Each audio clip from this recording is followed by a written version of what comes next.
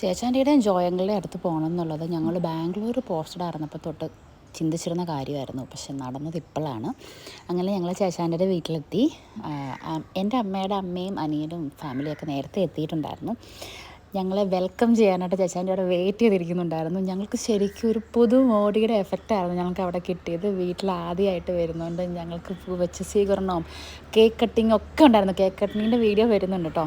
ഞങ്ങൾ ഒത്തിരി ഹാപ്പിയായി. അപ്പോൾ ഇത് മാലൂസ് ചേച്ചാൻ്റെ മൂത്ത മോള്, നമ്മുടെ മുത്തുണ്ട്, ലിയോ കുട്ടനുണ്ട്. ഞങ്ങൾ ഒത്തിരി എൻജോയ് ചെയ്തു. പിള്ളേരാണ് ഏറ്റവും കൂടുതൽ എൻജോയ് ചെയ്തത് കേട്ടോ.